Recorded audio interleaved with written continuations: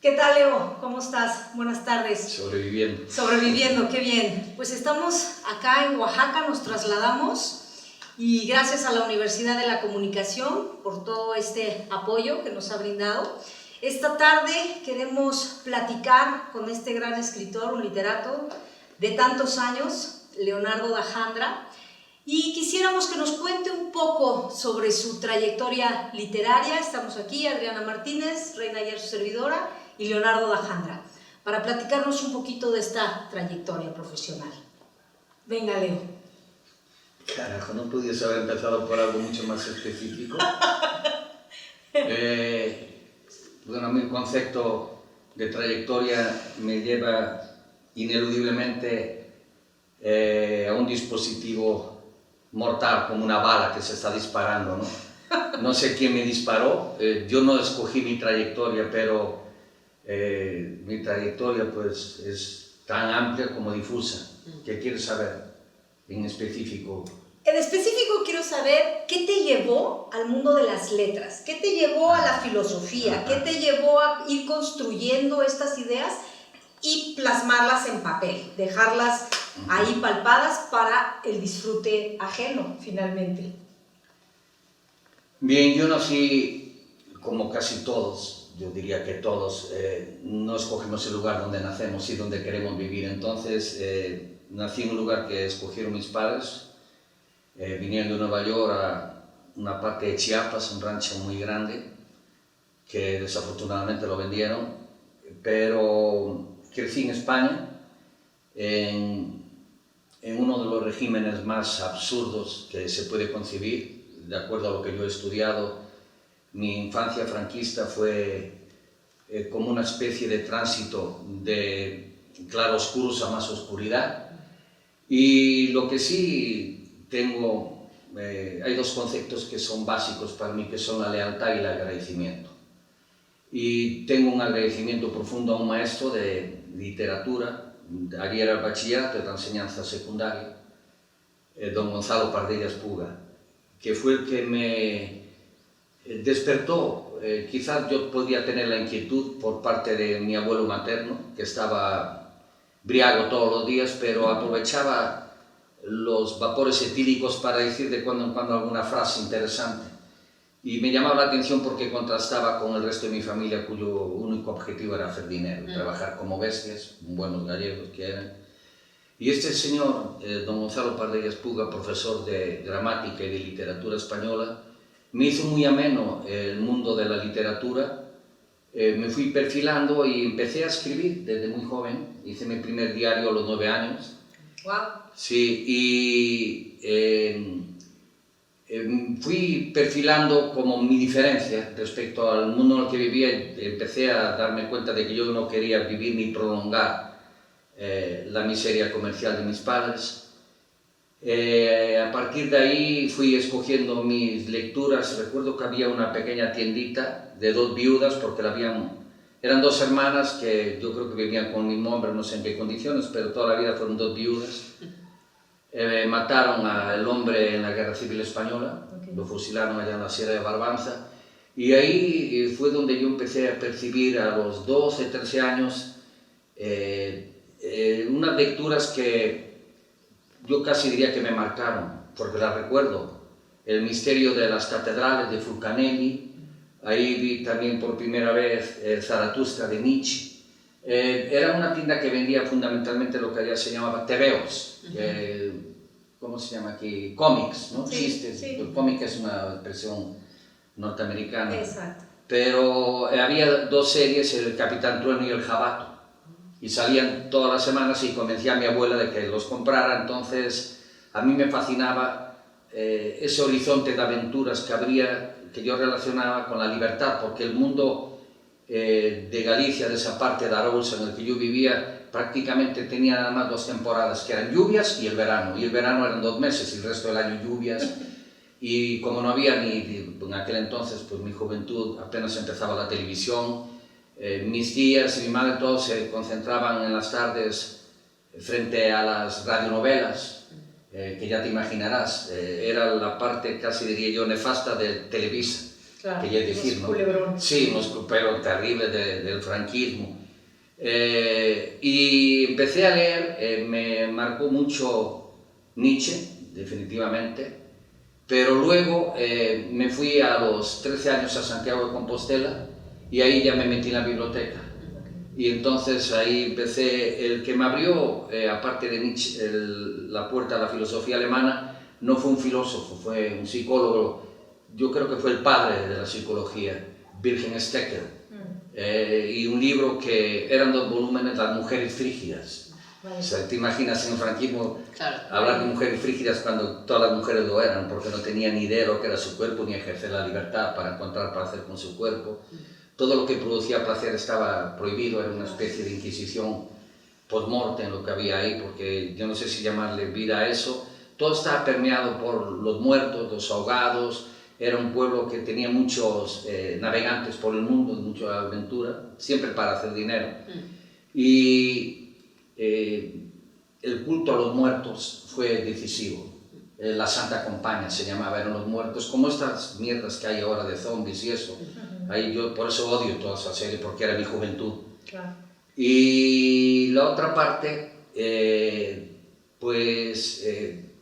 con la literatura, era un deseo implícito, como un conocimiento inherente de que yo tenía que salir de ahí a como diera lugar. Y es lo que le agradezco a mis padres, me depositaban el dinero mensualmente y a los 13 años prácticamente me separé, ya nunca más volví a hablar con mi padre, porque cada vez que yo regresaba de vacaciones era un problema, era un hombre muy violento y ya te imaginarás, ¿no? Mi pelo largo y mis ideas siempre eran conflictos. Entonces, pues traté de evitar lo más que pude la familia, luego me fui a Madrid y ya en Madrid sí me metí de lleno con... tenía una remembranza muy lejana de Valle Inclán porque fue primo de mi abuelo. Y cuando en sus vapores etílicos hablaba de Valle Inclán, me llamaba mucho la atención porque trató de hacer su utopía en la Puebla Carmiñal, Valle Inclán. No se sabía ciertamente dónde había nacido, unos decían que en el tránsito entre Villanueva de Arosa y Puebla del Carmiñal, pero sí regresó a Puebla del Carmiñal, rentó una finca porque quería vivir una utopía agrícola y le dio una plaga que ayer es muy común, que le da a las vides, no sé ahora, pero antes era una pesadilla, se llama silofera, que te echa a perder todos los viñedos. Entonces, pues este hombre venía de Madrid, cansado. Hay varias cartas de Alfonso Reyes a él, a Puebla del Carmiñal, que me las manuscritas de Alfonso Reyes, pidiéndole que se regresara a México, porque aquí escribió su principal obra, ¿no? Tirano Bandera, las sonatas, pero le decía que por orden del presidente de la República, aquí le había dicho el presidente de la República que a ese santo le ponía el altar que quisiera. Entonces don Alfonso Reyes estaba, insiste que se regresara. Nunca ya hubo posibilidad de que se regresara, pero al llegar a Madrid tuve contacto por primera vez con la revista de Occidente, toda la Escuela Filosófica de Ortega y Gasset, y me metí de lleno con la filosofía alemana. Entonces yo empecé a leer muy pronto filosofía alemana desde los 15 años. Pues más o menos esa es la primera parte. Ya después me fui a Madrid y cuando se fueron exacerbando los problemas políticos, porque yo estaba ahí en la Complutense durante toda la conflictividad del 68, 69, 70, vino la parte crítica que era ir al ejército y es la parte que esperaba mi padre. Mi padre era un franquista convencido, luchó en la guerra de España, tenía muchas condecoraciones, luego fue a Estados Unidos y se hizo ciudadano norteamericano porque luchó en la Segunda Guerra Mundial por Estados Unidos, estuvo en Okinawa, en Normandía, y era un hombre muy callado, pero era un guerrero nato. Entonces tenía, yo lo recuerdo, unas cajitas con unas aguilitas, la bandera norteamericana y varias aguilitas de oro que le habían dado. En fin, en cuanto pude me escapé. Y a los 2 días de que yo salí de España me fui a Londres, llegó la policía militar a buscarme. Fue la mayor ofensa que se le pudo haber hecho a mi padre, ¿no? Entonces ahí ya corté definitivamente. A mí no me gusta mucho mirar para atrás, no me convence el síndrome de estatua de sal. Y me fui alejando definitivamente de lo que era pues España, todo ese mundo, esa Europa, y pues vine a México, pasé por Estados Unidos, algún tiempo en Europa, y ya me centré completamente en la realidad. ¿Cuántos años tenías, Leo, cuando llegaste? Cuando salí tenía 20 años. Cuando saliste de España. Y llegué aquí como a los 22 años. 22 años. Y desde los 22 años tenemos la fortuna de fortuna, contarte entre nosotros. Pues es una fortuna que no está muy valorada en las casas de cambio, no les gusta la fortuna crítica, quieren una fortuna pasiva, tonta, idiota, claro, que no sea crítica, ¿no? Pero en fin, sigue siendo una fortuna tener amigos gracias a la literatura y los libros, ¿no? Ya. Y bueno, a mí me gustaría, no sé, solo preguntarte si nos puedes hacer una relatoría un poco breve por el espacio de tiempo que tenemos, pero una relatoría de, pues, la producción que tú has tenido, la producción literaria que has Bueno, hecho. Cuando llegué a México me metí de lleno en la UNAM, estuve 5 años en la UNAM. Okay. Y ahí hice mi grupo. Éramos un grupo que pretendíamos vivir una especie de utopía urbana. Teníamos todo muy bien planificado, a qué teatro íbamos, qué cines, los museos. Nunca nos aburríamos y de hecho había pretendientes para entrar en el grupo. Por una serie de motivos, yo pienso que inmadurez, quizás consecuencia del tiempo que se vivía, que todavía no éramos muy conscientes de lo que significa la plena libertad, todavía no lo somos, pero yo entendía el papel que representaba ahí y parece una estupidez, una bagatela, pero cuando vives en un grupo de hombres y mujeres y tratas de compartir todo, lo último que se te va a ocurrir es que surja el conflicto entre las mujeres y que escuches conversaciones como tú ya te acostaste ayer con él, hoy me toca a mí. Parece de risa, pero tiene una fundamentación muy sólida. Y uno de esos momentos me saturó y me fui con un amigo, un escultor, fui a Guanajuato, y ahí estuve un tiempo en Celaya, hice un centro cultural que se llamaba Movimiento Arcrano Concreto, que no había nada en ese entonces. Traté de que los que tenían ciertas inquietudes creativas se concentraran ahí, tuvo bastante éxito, iban músicos, poetas, escritores, y ahí me conoció Agatha, oyó hablar de que ahí había un loco y un grupo de gente se fue ahí, y yo traté de disuadir al compañero, se acababa de casar, que se la llevara, que la dejara de ese lugar, pero parece que tuvo más fuerza Agar, es muy persuasiva y convictiva, bueno. Que Agar es entonces tu compañera al momento. Justo, desde entonces llevamos ya más de 40 años juntos, wow. Pero fue la idea de salir un poco de este ámbito en el que pues había gente que nos conocía, evitar esas relaciones traumáticas, y le dije, conozco un lugar en la costa de Oaxaca, que yo había ido en unas vacaciones, a Zipolite, le dije, vamos allá, y pues nos fuimos. Okay. Y ahí en Zipolite estuvimos como 1 mes y medio, 2 meses. Maximiliano Gómez, que fue mi maestro de la velocidad, me habló por primera vez de Huatulco, fue el que me habló de Huatulco. Y claro, cuando llegamos a Huatulco, Huatulco era Santa Cruz, porque le cuesta mucho a la gente creer que en las playas antes vivían huidos. La mayor parte de los pescadores eran asesinos, debían delitos y se refugiaban en las playas. Imagínate, no había carreteras, toda la terracería, desde Oaxaca hasta Pochutla y por la costa. Tenías que pasar puentes en Panga, con las lluvias era una odisea, tardaba 24 horas desde Oaxaca. Pero a Agar le fascinó toda la selva, los ríos, y empezamos a pensar ya en forma seria en diseñar nuestra utopía. Y estamos hablando de los años... Eso fue el año 79. 79. A mí me gustaría nada más mencionar, porque en lo que llevas ahora contándonos has mencionado instituciones, el primer rompimiento con la familia, ¿no? La milicia, claro. Fuera, no mencionas la iglesia, pero evidentemente está ahí en el franquismo implícito, ¿no? También un rompimiento con esta... Sí. Bueno, perdona que te interrumpa, yo solía decir que en ese entonces era el hijo predilecto de Lucifer. Okay. Exacto. O sea, tengo escritos por ahí que a veces me da vergüenza verlos, pero frases como esta, que puedo yo hablar de conmiseración si cuando veo a un pobre me enfurezco, o un débil. O sea, era una mentalidad, pues era el superhombre de Nietzsche, claro. Hacer todo, y sí me marcó mucho, perdona que insista en esto, porque cuando hablas de la UNAM no es la UNAM de ahora. Sí. O sea, venían profesores de todo el mundo y... ¿Estabas matriculado en la UNAM? Sí, mira, pasó lo siguiente, es que como pues fui un delincuente, un desertor, te imaginarás, ¿no? Claro.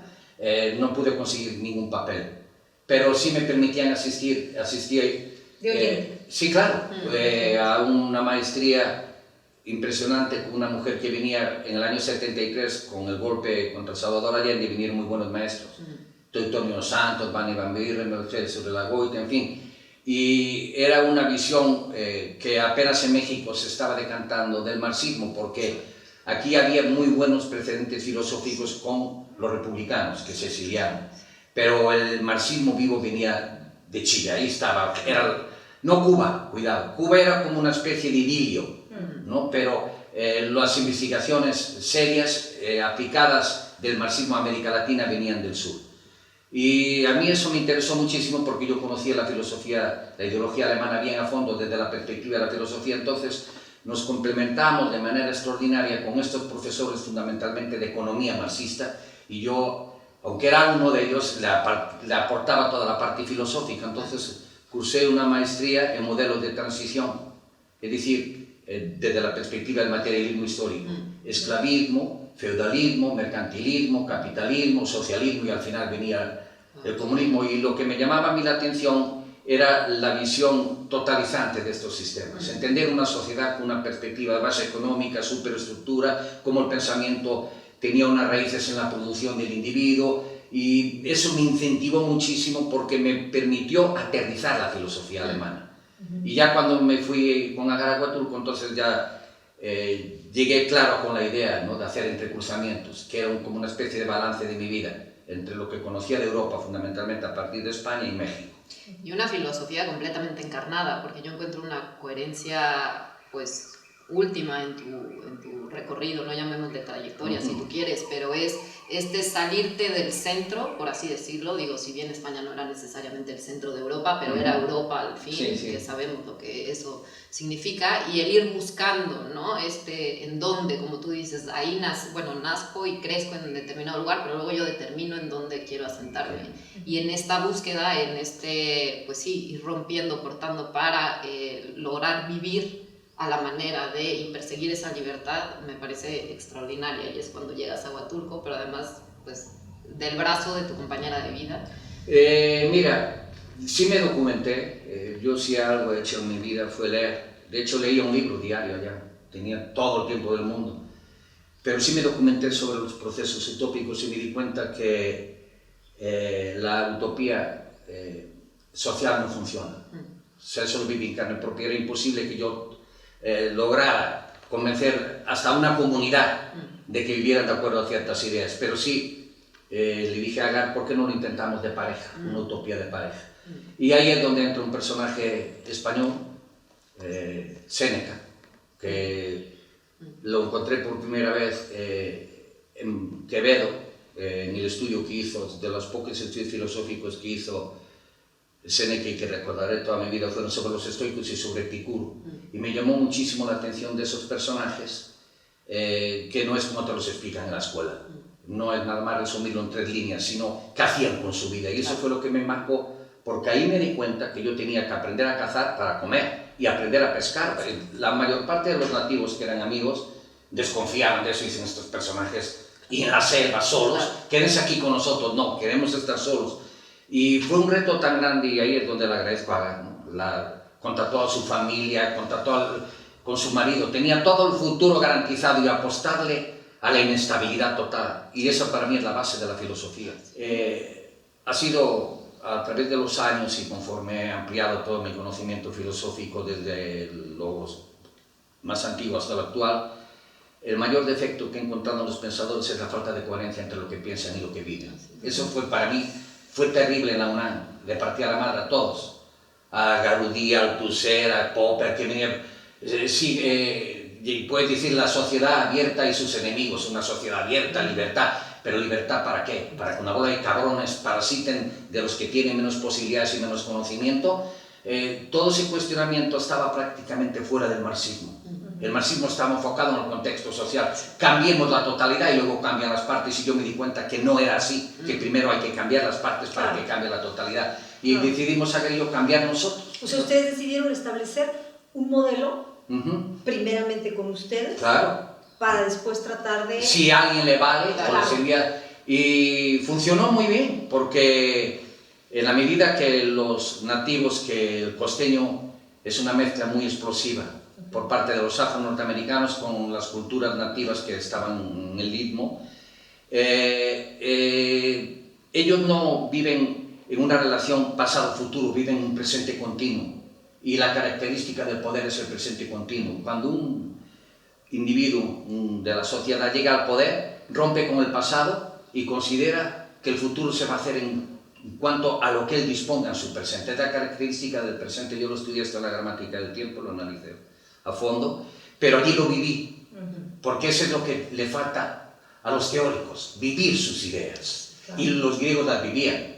Tú puedes estar en contra de los sofistas, o puedes estar en contra de los estoicos, o puedes estar en contra de los socráticos, pero vivían de acuerdo a lo que pensaban. La filosofía actual le dio la espalda a la vida. Por eso estamos inmersos en un interpretacionismo que a mí me recuerda indefectiblemente todo ese aparato corrupto contra el que combatió Jesús, Cristo, el Sanedrín.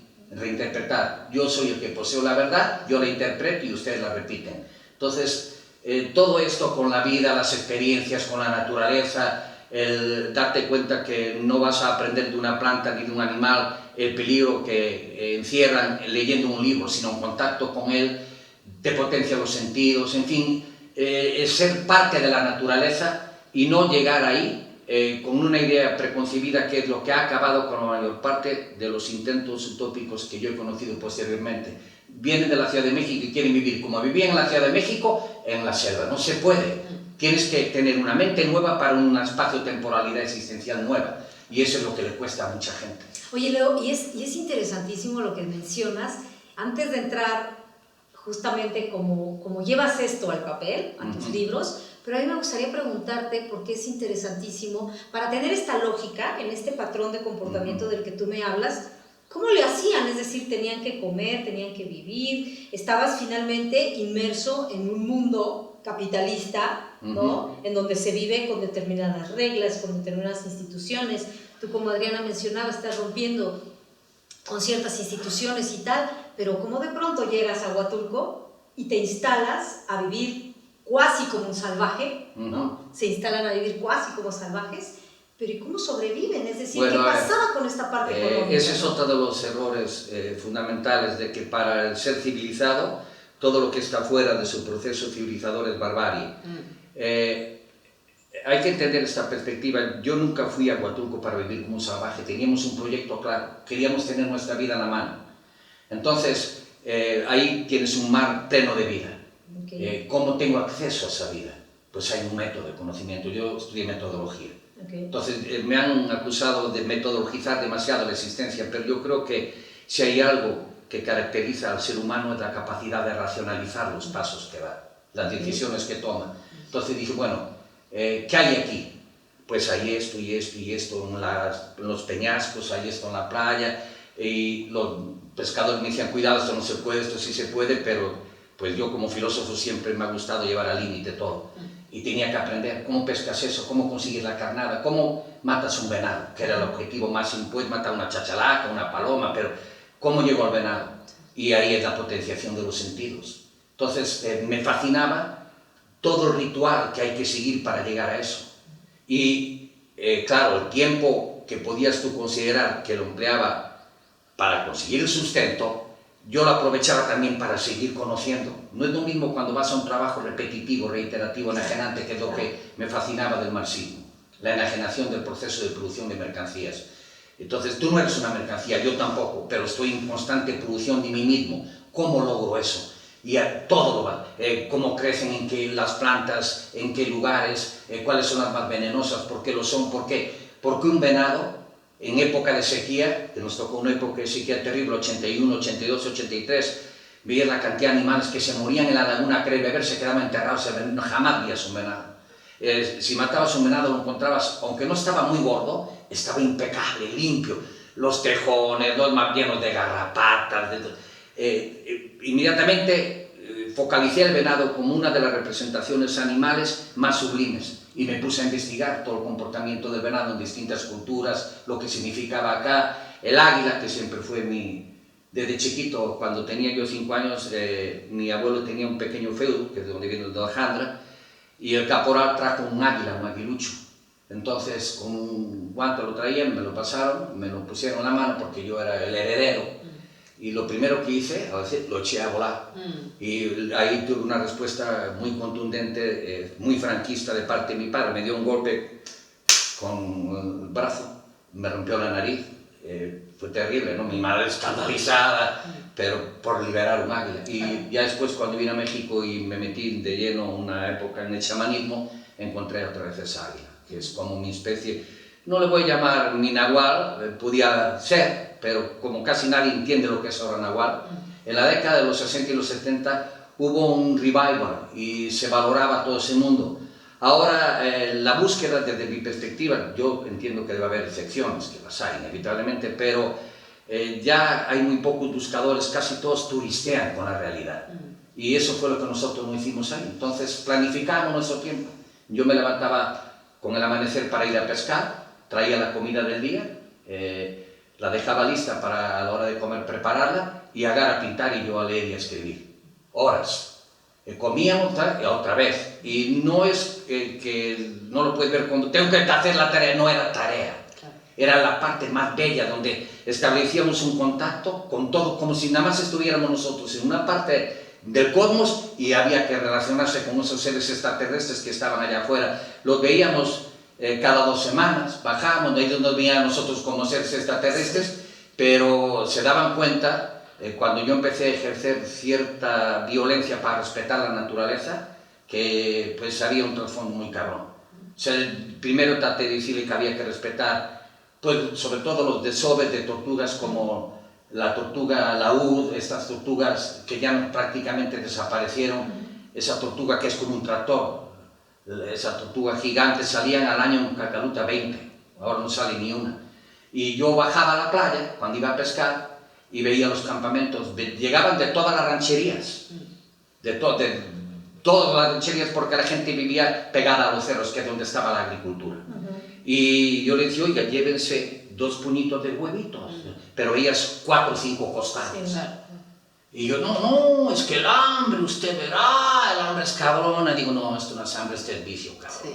Entonces se van a llevar cada quien 25 huevos y impieran los demás. Mi madre, todo agarraba mi rifle, papá, ahorita, cabrón. ¿Entiendes? Entonces ya me amenazaron, no, vamos a partir la madre. Y aparte todo me llaman pinche gachupín, ¿no? Porque allá era un cabrón sudaca, aquí un pinche gachupín. Y empecé a ejercer. De repente venían ellos clandestinamente a cazar y yo salía de la selva nada más con una trucita, un palecate aquí, mi pistola, mi escuadra y mi rifle y se hacían pipí del miedo. Y empezó a hundir eso y empezaron a respetar toda la zona. Entonces fue cuando Agar dijo, vamos a luchar por hacer el parque. Esa fue la otra fase. Que gracias a eso estamos aquí. Claro.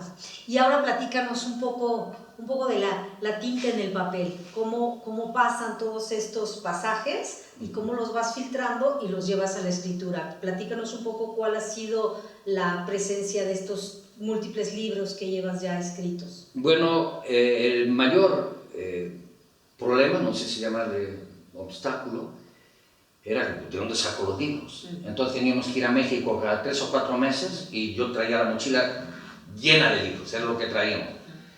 Y libros como Entrecruzamientos, que son libros sobre libros y referencia, requiere una cantidad de lectura y una cantidad de notas y no había computadora. Todo era a mano, yo escribía a mano, entonces todo eso, todas las notas, todo. De hecho, Agar se moría y algunos amigos cuando veían cómo yo prendía la lumbre para cocinar con mis manuscritos. Una vez que los llevaba y todo, pues tenía que quemar todos, eran miles de hojas. Y dirías, puta, pues los manuscritos, ahí estaba, te imaginas, ¿no? Tachaduras, la cantidad de zancudos, mierda, sangre embarrada, todo ahí. Y con eso prendía la lumbre. Pero esa era la dinámica, ir a la civilización a tratar de extraer lo mejor que nosotros consideramos, que era el conocimiento, no el consumo. Entonces aplicamos un término que siempre me llamó mucho la atención en Séneca, la grandeza de lo mínimo. Tratar de dañar lo mínimo al medio ambiente y tratar de extraer lo mínimo de la naturaleza para vivir. Y casi no comprábamos nada en el súper, nada. Y no, bueno, ya te imaginarás, ¿no? una picadura de un alacrán o una serpiente, ¡ay, qué médico, ni madre! Corta, se saja, se ve. Empezamos a aprender a autocurarnos, cosa que yo veo en mis colegas, que cuando van a la selva le pican un zancudo y ya están pensando ir a un doctor. No era increíble, no había médico por ningún lado, si aguantábamos bien ese también, y ejercicio terrible que hacíamos, ¿no? Nos echábamos la playa, que son 2 kilómetros ida y vuelta, tenemos un costal lleno de arena en la playa, practicábamos karate, terminamos con todos los nudillos llenos de sangre, si no voy a ponerme yo con un campesino manejando un machete, a decir, deja eso ahí. Sabían porque le puse una putiza a un par de ellos. Entonces corrió la voz por ahí, se me vino encima con un machete. Y le di una patada de lado tan bien puesta que casi se muere. Lo tuvieron que operar del estómago, todo. Pero estábamos en una actitud salvaje para los salvajes. Pero con el conocimiento éramos sobremanera cuidadosos. Sí, no había espiritualidad, eso tengo que enfatizar. Que eso cambió muchísimo. Después. Sí, con la expulsión del país. Claro, ¿Qué tal? claro. Y los libros que produjiste, cuéntanos, el primero, ¿cuál fue el primero de ellos? Bueno, yo tenía, cuando conocí a Agar, yo empecé a escribir muy pronto. Tenía como 6 o 7 libros, de hecho están por ahí, libritos muy duros, durísimos. Una mezcla entre Marx y Nietzsche, violentísimos. Pero ya el punto de disyunción fue entre cruzamientos. Y ahí ya... como que regreso un poquito a este concepto de ¿para qué escribo? Para mí, si escribo para mí, pues no escribo. Y si escribo para alguien más, tengo que tratar de ser propositivo, no nada más, nunca por ningún momento concebí el arte como entretenimiento, jamás. Y por eso a donde voy, a cualquier lugar que voy, siempre hay 3 o 4 lectores que tengo, pero son gente que busca lo mismo que yo. No de que estoy buscando un libro para entretenerme. Y empecé a hacer las relaciones. Cuando llegamos a México, tenía muchas cartas de gente que quería conocernos y hablarnos, y empezamos a incidir, y luego Entre Cruzamientos tuvo muy buena acogida, la verdad. Carlos Fuentes, Octavio Paz, todos estaban sorprendidos, pero yo era, por falta de esta evolución espiritual, muy soberbio. Es que el conocimiento, la sublimación, de toda la dinámica racional, si no tiene un sustrato espiritual, se convierte inevitablemente en soberbia. Entonces, con 2 o 3 frases, porque antes había muchas opciones en programas de televisión para la cultura, y hablaba y tenía mucha repercusión, pero era muy dado a... Se me han dado bien siempre los aforismos, no sé si es por mi lectura temprana de los aforismos de Séneca, pero con una sola frase liquidaba lo que podía ser una buena relación, y eso te va cerrando puertas. O sea, ¿qué piensa usted de Octavio Paz, un joven talentoso como usted, que llega de la filosofía? Octavio Paz, pues es un sofista, busca el convencimiento, no la verdad. Y Carlos Fuentes es un narciso que no agota la imagen que le refleja el espejo. O sea, todas estas salidas pendejas, que vamos, ahora no solo me dan vergüenza, sino que francamente me arrepiento, porque lo que aprendí después es que no debes emplear ninguna forma de energía que no te retribuya de forma propositiva. Aún en apariencia, cuando caes, si tienes un proceso muy claro, muy perfilado de lo que estás haciendo, la repercusión final del proceso va a darte ánimos para seguir en el proceso, aunque te hayas partido el alma para llegar ahí. Y eso fue lo que nos fue incentivando. Veíamos que sí íbamos creciendo, y luego vino el punto pues decisivo. Estuve a punto de morirme varias veces, me caí de la roca, era un desmadre, pero en una de esas me pasó algo que no había explicación posible. Entonces no podía comer, me inflamaba y no podía comer, y ya después no podía hablar, imagínate todo. Y pues me hablaron de una curandera, porque llegó una persona que había matado a otra y lo ayudamos. Nos explicó todo el proceso, y yo creí que era una injusticia lo que habían hecho con él. Le dimos ahí un apoyo, y cuando nos fuimos a España a presentar los libros,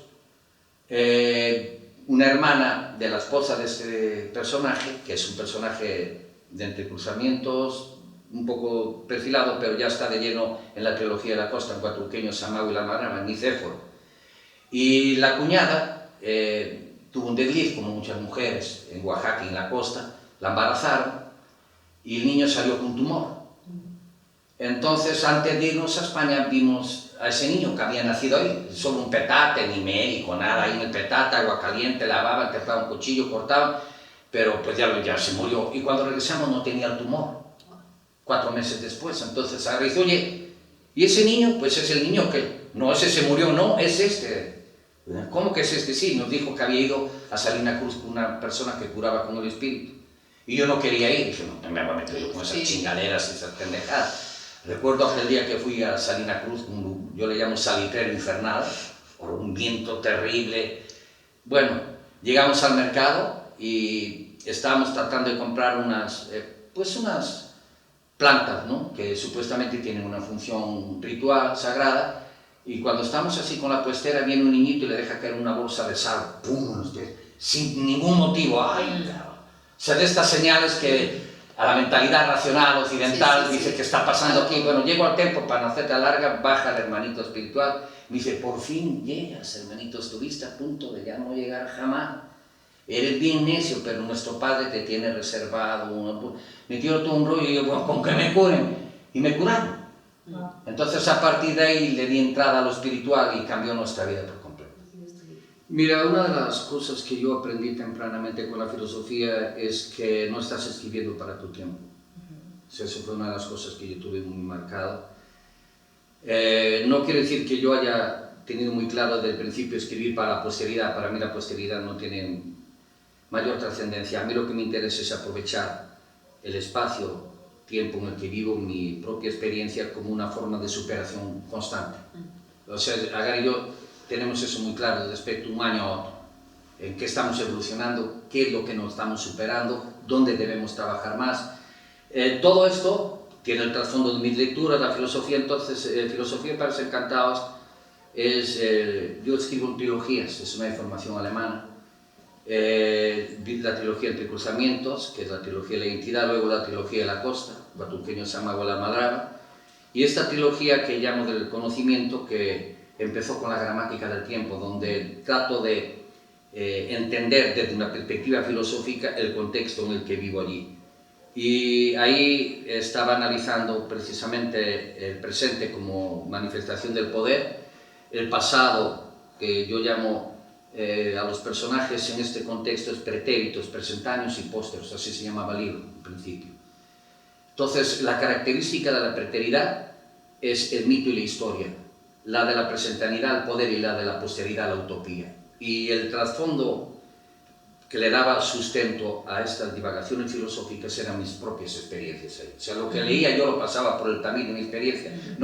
Nunca hice yo, lo dijo fulano, citano. Yo cito generalmente en agradecimiento, no para darle un sustento a mis ideas. Mis ideas las sustenta mi vida, las ideas las sustento yo. Entonces, filosofía para ser encantados fue como el punto de conclusión, porque me di cuenta, leyendo a todos los exiliados españoles acá, que fueron los que trajeron la filosofía, el nuevo pensamiento,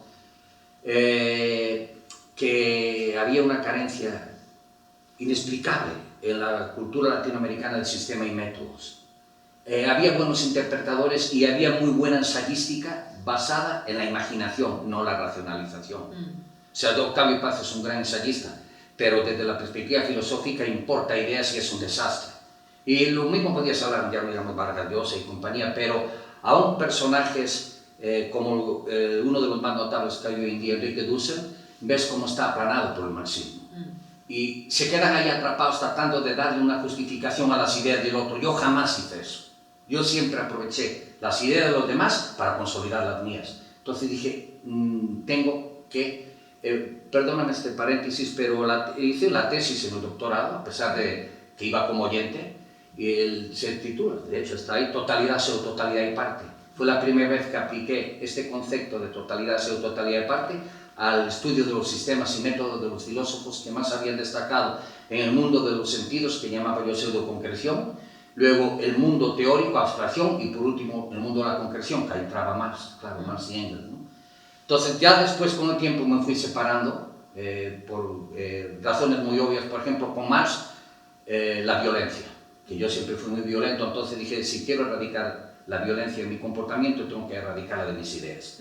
Y es una de las cosas que más me ha costado, pero yo no creo con Marx, que lo tomó de Proudhon y otros socialistas, de que la violencia es la partera de la historia. Para mí la violencia es la partera de la barbarie. Luego la propiedad privada, que es un robo. La propiedad privada es sagrada. Nadie puede decirme qué música escucho, qué como, qué he visto, que esos son mis moblajes cotidianos. Yo, dentro de mis posibilidades, tengo que escoger lo que va a delimitar mi personalidad. No la puede imponer un político pendejo, ni Lenin, ni Mao, ni Marx, ni Castro, nadie.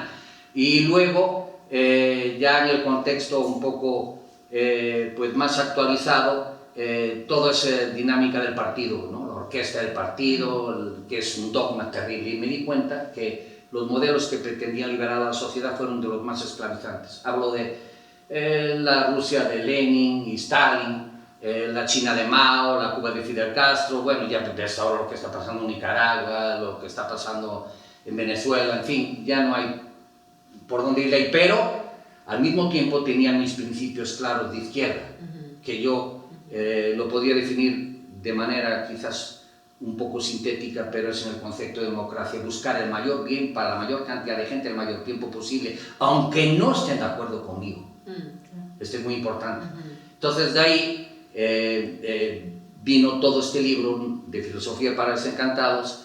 Dejé el método confrontativo de la dialéctica hegeliano-marxiana, que fue el punto final en filosofía de afirmación, negación, negación de la negación, que tenía un claro ejemplo político. El empresario parasita del obrero. Para que el obrero se afirma tiene que negar lo que lo niega. Entonces, afirmando al obrero llegamos a la libertad y hemos visto lo que ha pasado. No creo en esa dialéctica confrontativa, entonces desarrollé lo que yo llamo teoría de los complementarios. El hombre y la mujer, en cuanto a género, por ponerlo así, el trabajador y el empresario, el ciudadano y el gobernante, lo solar y lo lunar, lo mítico y lo histórico, no tienen que confrontarse, tienen que complementarse. Eso fue el método. Y el sistema, los pasos del individuo en tres fases fundamentales. Egocentrismo, que es la soberbia del yo. Sociocentrismo, la solidaridad, entender que el yo no puede crecer más que con los demás. Y por último, el cosmocentrismo, que algún día vendrá. Esa es la esencia, digamos, la concepción, como yo llamo, sistemático-metodológica del libro. En un contexto cultural que no hay concepciones sistemático-metodológicas. Hasta la fecha, se siguen importando. No dudo que hay varios intentos por ahí, pero hay un rechazo genuino en la cultura latinoamericana, en España en general, hacia la sistematización. Se prefiere lo abierto, lo ficticio, la imaginación sobre la racionalización. Y en ese sentido, bueno, manejando la misma lógica de la complementariedad, yo querría volver a esta, pues, no sé si llamarle evolución que tú mencionas, de la racionalidad y que te estaba llevando, tú dices, a una suerte de ego y tal exacerbado, y en un momento dado, tras la expulsión del paraíso, metafórica y quizá literalmente hablando, te lleva a la irrupción, permites la entrada de la espiritualidad. Entonces, pues estás ahí conjugando también, ¿no? Mira, lo que debería hacer cualquier joven, al margen de ciertas predilecciones que tenga por algunas lecturas o ciertos personajes, sobre todo ahora que es un mundo muy visual, es experienciarlo en sí mismo. Y yo definitivamente, desde que he experienciado en mí la espiritualidad, quizás me pregunte luego cómo yo entiendo la espiritualidad, pero no quiero ni por asomo regresar a lo que era, porque era un verdadero hijo de la chingada. Y la gente que yo conozco, tengo amigos que no creen en Dios ni en ninguna forma de espiritualidad, son completamente prescindibles. Nada más están obsesionados con su obra. Y hoy en día que estamos en plena caída, que se caracterizan las caídas sociales, desde mi perspectiva, por una oralidad y una genitalidad desmedida, relegas la reflexión crítica, entonces hay prejuicios históricos sobre lo que no debe ser la espiritualidad y la toman como espiritualidad. Las iglesias establecidas son la negación de la espiritualidad. La espiritualidad, como yo la concibo, es la libertad total, abrirte al cosmos y ver ahí millones y millones de decir, nada más estos pendejetes estamos aquí, somos los chingones, y yo voy a chingarme a toda la bola de pendejos porque soy el más inteligente. O sea, vamos, no quiero predicar de ninguna manera que se vayan todos a la chingada si quieren irse, ese no es problema mío. La cuestión es que yo creo que llega un momento en la vida del individuo que tiene que hacer una reflexión. Esto deberíamos hacerlo más a menudo, pero quizás hay una edad en que reflexionas y dices, bueno, este tránsito en el que estás aquí se agota nada más en darle satisfacción a tu ego, sin preocuparte por el daño que generas. Si dejas 20 mujeres o 20 trabajos, 20 amigos, rompes con ellos, eres desleal, eso es porque eres muy chingón, porque eres más astuto que ellos. Y a mí siempre me venía una sola imagen de los depredadores de la selva, los felinos. No, yo no quiero ser eso, no puedo ya seguir siendo eso. Y ahí fue que le di una base filosófica a mi espiritualidad. Fantástico. A mí me gustaría también, pues, preguntarte, después de esta salida del paraíso, de esta expulsión del paraíso, pues llegas acá a la ciudad de Oaxaca, y cómo se va dando este proceso de creación y consolidación de esta revista que a mí me parece fascinante desde el título, Avispero, y me gusta mucho lo que estás haciendo con ello. Entonces me gustaría un poco que nos hablaras de este proceso de conjugación de cosas, de momentos, y cómo llegamos a Avispero. Bueno, permíteme que les explique brevemente, porque ahí atrás siempre hay una mente hipotética, y la mente hipotética toma decisiones la mayor parte de las veces desde el desconocimiento. La expulsión del paraíso quizás es un término que hasta suena atractivo, ¿no? No fue una verdadera chingadera. Claro. Y fue por hacer el parque, Sí. donde tragar. Yo ya sabía lo que nos teníamos, y tú estuviste ahí un poco en esto presente. Sí. Entonces, te plantearías, ¿conoces muchos intelectuales que se dediquen a rescatar? Ahora hay una preocupación genuina, estamos hablando de hace 30, 40 años. Claro. Y ibas en contra de los nativos, en contra de los prestadores de servicios, hoteleros, lancheros, en contra del aparato turístico, ibas en contra de todo. Sí.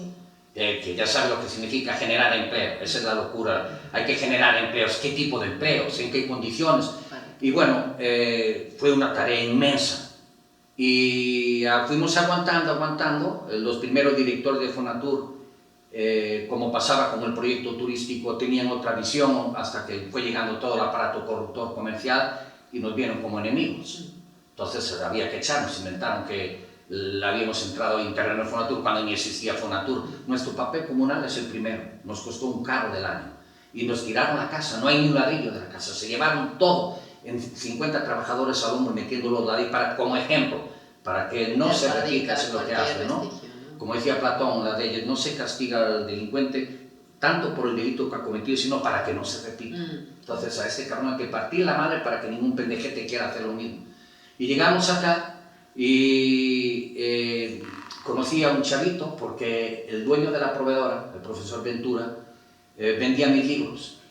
Era un maestro extraordinario. Él se dio cuenta que había necesidad de una tienda para darle a los maestros el material escolar que necesitaban. Hizo la proveedora escolar y tenía un solo nieto. Entonces enferma, terminal, y manda a llamar al nieto y le dice: busca a Alejandra. Y llego acá, tenía 19 años este chiquito, entonces lo convenzo de hacer la editorial Almadía.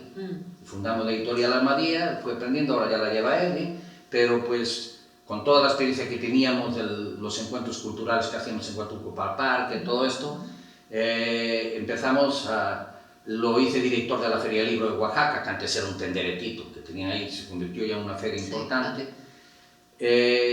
Por motivos que no tienen que ver conmigo, yo siempre he salido perdiendo, perdí mi herencia, se la quedaron mis hermanas, en fin, perdí todo lo que tenía, ¿no? Familia, país, todo, y llego acá y me quita la editorial también.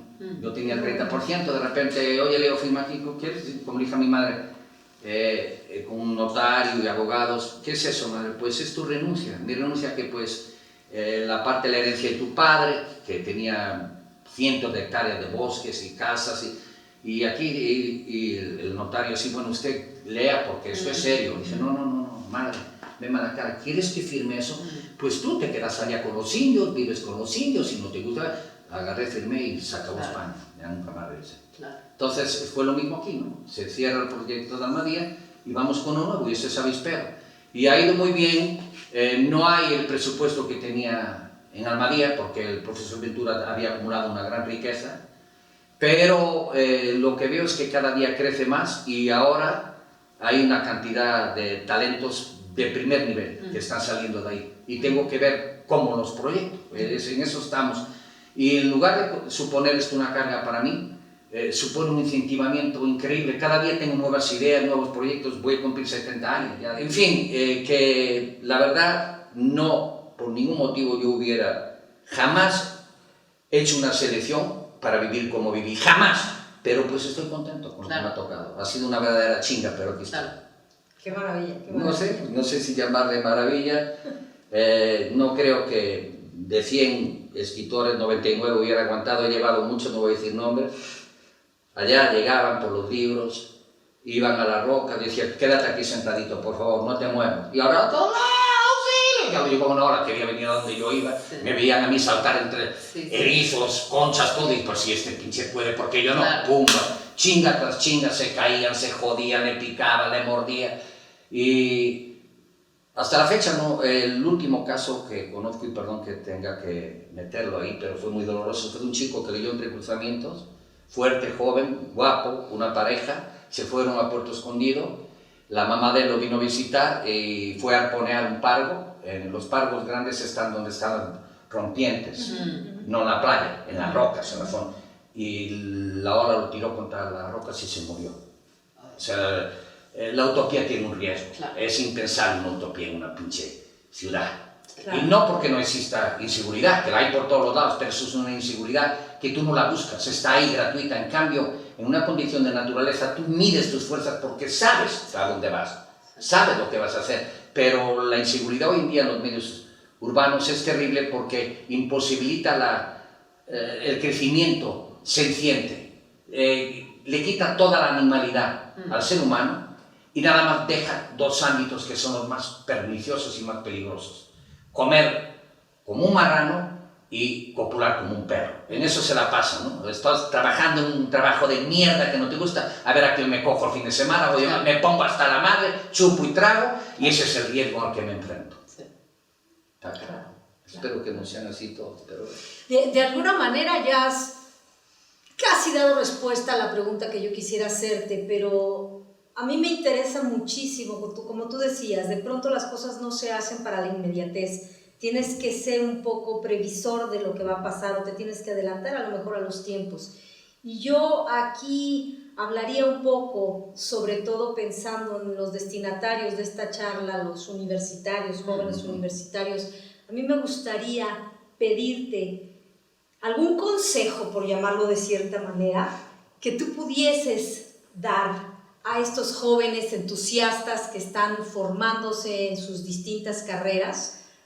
Pues, ¿qué hacer para mejorar este mundo? Porque evidentemente, pues ya casi nos acercamos o vamos en camino a los 8.000 millones de habitantes poblando este planeta. Mira, si sigues por ahí, te diría inmediatamente que se suicide. Pero a ver, veamos esto, ¿no? Lo que yo he vivido no es para todos, ni por eso voy a dar consejos para todos. Sí. Para eso está ahí Televisa, No, por favor, justamente porque no, a ver, entiende la perspectiva. ¿Cómo vas a tratar de dar algo a los demás si tu vida es una mierda? Entonces, lo primero que tienes que hacer es saber qué es lo que quieres vivir. Para eso está el conocimiento acumulado, no para que lo repitas como un perico y el libro fulanito y el maestro citanito, y ya murió Toni Morrison, y eso vale un carajo. Es como una especie de traje de plástico, de desecho. Lo importante es qué hacer con tu vida. Y eso está tanto en la filosofía alemana, en Heidegger, el Dasein, el ser ahí, tener tu vida en la mano, y en los chamanes, ser dueño de tu vida. Y los jóvenes de ahora no son dueños de su vida.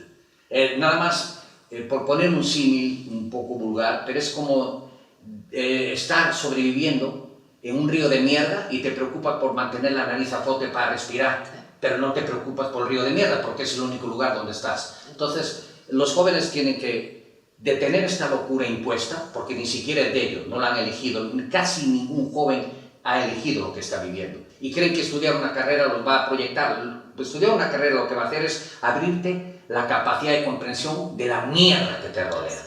Pero si tú no tienes la fortaleza interna para eso, no vas a lograr nada. Entonces, sería lo único que yo puedo decir, que piensen en qué carajo quieren hacer con su vida, hacer lo que quieran que no genere daño a otros, es un precepto básico para mí de la verdadera libertad. Mi libertad termina donde comienza la del otro. Y darse cuenta que estamos en un momento de total caída, de caída absoluta. Entonces, ¿qué quieren? ¿Dejarse arrastrar por el río de mierda o salirse del río de mierda y enfrentar una dinámica novedosa, riesgosa?